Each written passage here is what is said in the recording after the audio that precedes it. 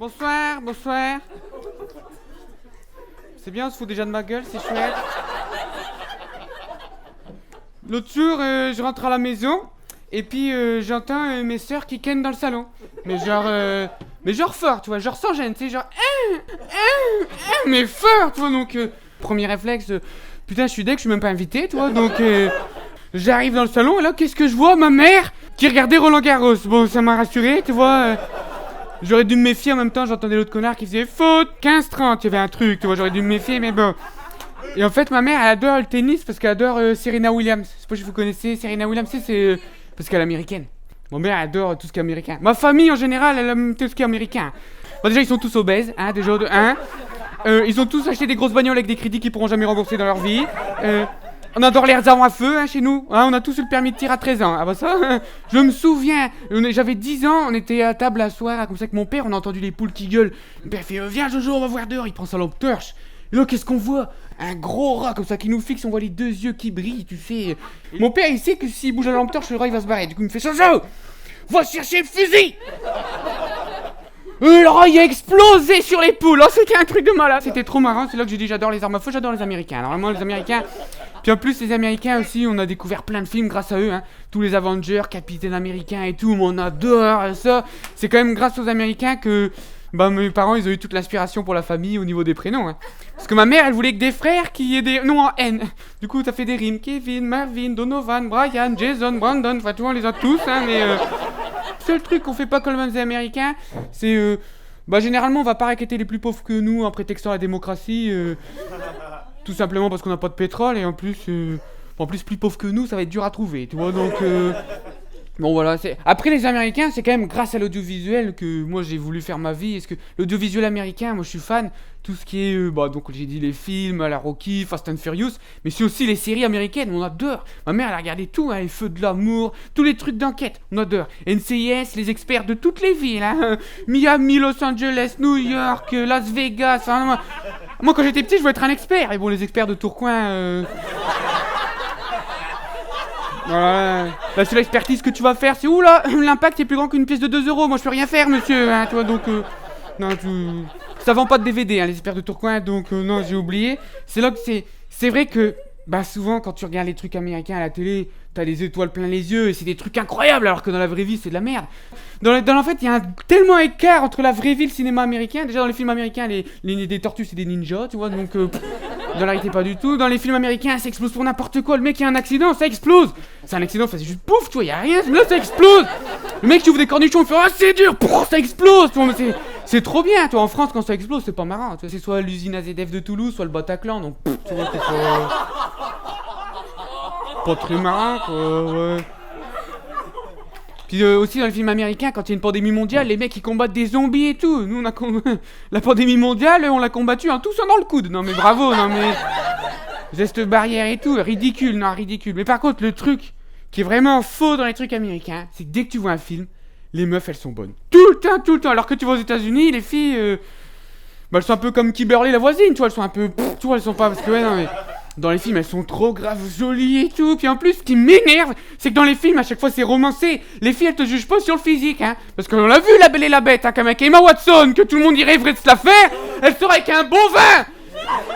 Un bovin, s'il te plaît, toi, moi, prends-moi pour un con. Et Spider-Man aussi, ça m'énerve. Hein. Spider-Man, parce que tu sais, ça commence, oui, je suis Peter Parker, je suis un intello, il y a Mary Jane, j'aimerais bien, mais Mary Jane, elle en a rien à foutre de lui, hein, mais rien à foutre. Mais le jour où le mec a des super pouvoirs comme ça, qui envoie plein de liquide blanc, elle est là, elle est là, Mary Jane, hein. Salope, non mais c'est bon. Hein. Ouais. À l'école, c'était pas comme ça, hein. Moi, je sais, hein. Stacy, je veux dire, à 13 ans, au collège, j'en ai rien à foutre de moi, hein, parce que... Stacy, c'était la meuf bonne du collège, tu vois, qu'elle avait 13 ans, mais qu'elle était fraîche. Mais du coup, nous, on l'intéressait pas, tu vois. Elle fait, non, moi, je suis avec Donovan, hein. Ah ouais. Donovan, excuse-moi, il y a 17 ans, il y a une voiture, il est mature, ouais.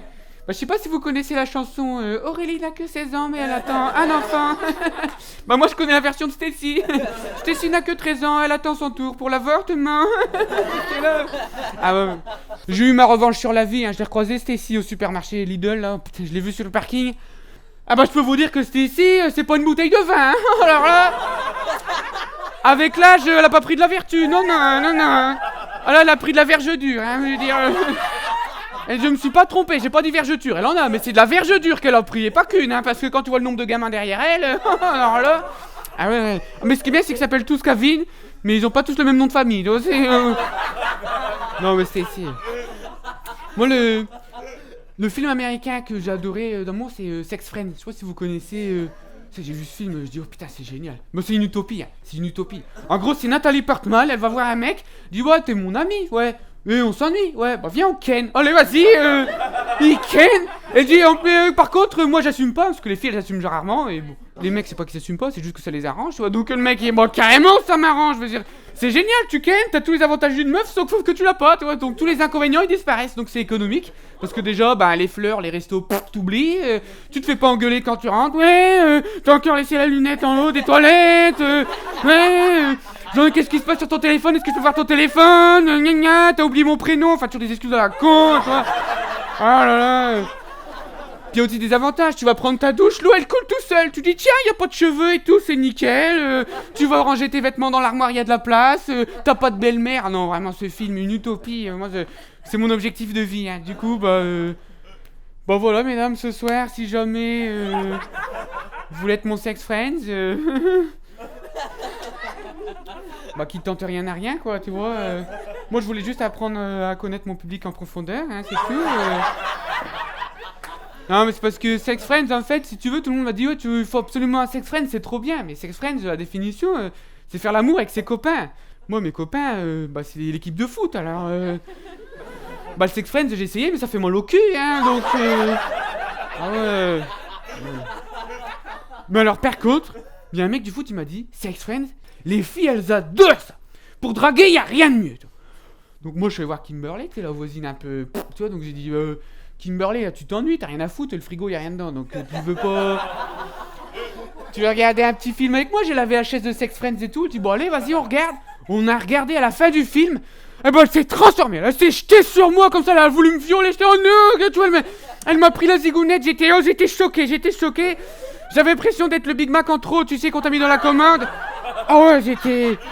Oh c'était efficace hein Sex Friends, bien plus que le déodorant Axe, hein, vraiment c'était impressionnant, hein, ouais. Quand j'ai vu qu'elle s'ennuyait tous les jours et que moi j'avais une grosse collection comme ça de VHS de films d'amour américains, on a envoyé Kimberly, moi j'étais content, hein, je veux dire, ah bah là, je veux dire, bah franchement, mon avantage c'est que mon zizi c'est comme le dentifrice, tu vois, y a pas de jus mais si t'appuies bien dessus, y a toujours un petit peu qui sort, tu vois. Ah ouais, elle s'est fait plaisir, elle est passée de Kimberly à Kimbourley, je veux dire, le truc il a... Ah ouais. Moi j'étais fatigué, par contre j'étais fatigué, mais alors un jour... on est tombé sur un film, Mon beau-père et moi. Je sais pas si vous connaissez Mon beau-père et moi. En fait, c'est le film, pour ceux qui connaissent pas, c'est un mec qui vient avec sa meuf, elle lui présente son père, et tu sais, le beau-père, il est horrible, quoi, tu vois, il est super strict et tout. Et moi, il m'a trop fait penser au père de Kimberly. Genre, ils étaient tous les deux pareils, c'est tous les deux des anciens militaires, ils sont hyper stricts, hyper à fond dans la religion, les règles, les machins, pas sexe avant le mariage, donc là, pour le coup, c'est mort, tu vois. Alors forcément Kimberly elle commence à se projeter, elle dit ah bah imagine mon père il apprend qu'on est ensemble, tu crois qu'il sera comme ça avec toi? Je suis bah enfin Kimberly, moi je m'entends bien avec mon tonton, ça y revoit pas hein. Du coup bah Kimberly en fait le problème c'est qu'elle a un peu pris la confiance dans le sens où bah voilà j'ai vu que comme dans les films américains en fait à la fin elle devenait amoureuse quoi. Alors que moi je voulais juste une sex friend, enfin tu vois donc ouais non tu sais elle est là ouais on va faire un emprunt qu'on pourra jamais rembourser, un chien, un gosse, un Renault Scénic, j'étais malade ou quoi? Un Renault Scénic c'est mort hein Kimberly non mais, oh. Du coup bah je l'étais, j'ai dit hey, rentre chez toi, va. Non c'est bon on va trouver une autre zigounette, moi je suis vidé, non c'est bon. Du coup je suis rentré chez moi, tu vois, bien fatigué, et en rentrant chez moi, j'entends dans le salon que tu vois que ça ken mais fort, tu vois, il est là deux mecs, tu vois, t'es donc là je dis ouais, me fais pas voir, tu vois, c'est que ça joue au tennis, donc j'arrive dans le salon, je dis bah alors maman, Nadal il défonce qui? Et là je vois mon père et ma mère qui ken dans le salon, mais t'as pas honte de faire ça en plein milieu du salon? Puis là il y avait ma mère derrière qui me dit oh tu sais moi, tant qu'ils ont fini quand c'est à Serena Williams de jouer, je m'en fous. Merci beaucoup. Merci. Bah merci. Bah merci beaucoup. En fait, ce sketch, j'ai fait un petit défi, parce qu'il y en a qui me connaissent ou pas, je fais des vidéos YouTube ou quoi, vous connaissez un peu? Ouais. Du coup, j'ai fait un petit live ce matin, je dis le challenge, c'est avec les abonnés, On écrit un sketch. Donc ils m'ont dit de quoi tu veux que je parle et tout. Ils m'ont dit on veut que tu parles de Kimberly, que c'est ta cousine et que tu la niques. Bon allez vas-y. C'est parti, hein, forcément. Bah on a le public qu'on mérite, hein, tu vois. Donc on a écrit ça. On a écrit ça ce matin ensemble avec mes abonnés. Donc s'il vous plaît, j'aimerais qu'on applaudisse bien fort mes co-auteurs, mes abonnés. Qu'on peut applaudir. On peut les applaudir les gars. Bien les gars, hein. Super. Donc merci les abonnés, je vais juste profiter d'être là pour dire mettez un petit pouce bleu, abonnez-vous, merci le spotlight et puis voilà. J'espère que vous avez passé une bonne soirée, on va appeler Teddy le maître de cérémonie. Merci spotlight.